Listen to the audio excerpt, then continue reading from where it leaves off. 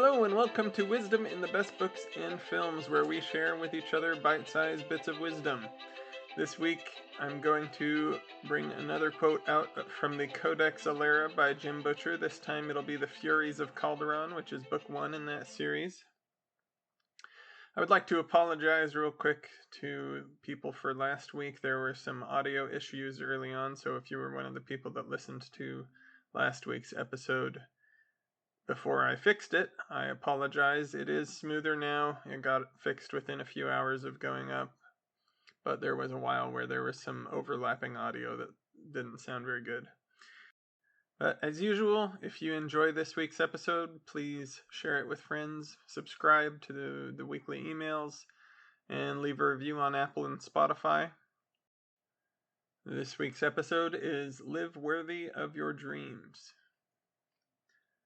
One of the best bits of advice I have ever heard for young people feeling like they couldn't find a man or a woman worth marrying is to become the type of person who would be worthy of such a spouse. We sometimes create an idealized version of what we think others should be, but we don't comport ourselves at a level that would fit in with such an angelic group. This applies to more than just the search for a spouse. We dream of promotion at work, but we do the minimum amount of work possible to get by and bring home a paycheck. We dream of wealth, but live beyond our means and spend our way to a place where wealth does not blossom. We dream of friends who will fill our needs in 1,000 different ways, but we don't actively become the type of friend who fills the needs of others. We dream without any possibility of making those dreams a reality, because while we dream, we act ourselves away from the realization of those dreams. Jim Butcher has a brief but powerful example of this in the first book of his Codex Alera series, The Furies of Calderon. The main character, Tavi, makes a mistake by not finishing his chores to bring in all of the sheep one night because he is off looking for flowers to impress a girl. The sheep are supposed to become his to care for and sell as he chooses in the near future, and he hopes to use them to earn enough money to get an education at the academy. So he decides to try to sneak off early in the morning and try to bring them in before anyone wakes up to learn of his folly. His uncle catches him leaving and goes to help him in his task. There is much involved in what happens, but basically his uncle ends up being seriously injured in an encounter with a wild beast, and Tavi ends up running for his life. When he eventually gets home and is reprimanded, not necessarily for just the initial mistake, but for the continued attempt to hide it, he pouts and feels sorry for himself because his uncle tells him he will no longer be in charge of his own sheep.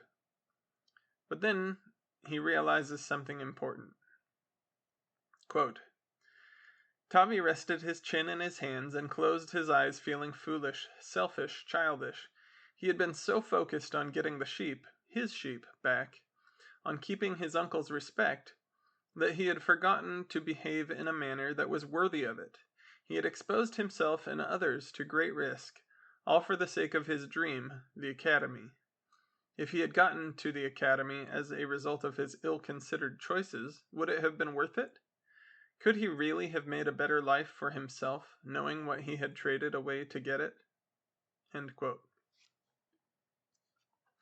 Tavi realizes here that his dream can't be obtained by simply getting into the academy by any means necessary. No dream can truly bring us fulfillment or peace unless we obtain it through moral methods. Tavi sees that even if nothing bad had happened to his uncle, his own behavior was contemptible, unworthy of his uncle's respect. He also sees that regardless of the success or failure of his methods in obtaining his dreams, acting morally brings the more important fruit, the respect of his loved ones. He could have gotten the sheep and then had wolves kill them all, preventing any possibility of using them to attend the academy.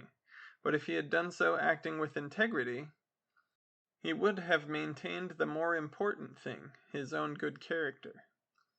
If we would like to obtain any dream, we should take note of this important message. We should live worthy of that spouse, promotion, friendship, child, or whatever dream it may be. This will not guarantee that we will, for sure, obtain the dream, but it will make it far more likely and will guarantee our own satisfaction with our own actions, whether we get what we want or not. That satisfaction is far more important than the dream we might receive.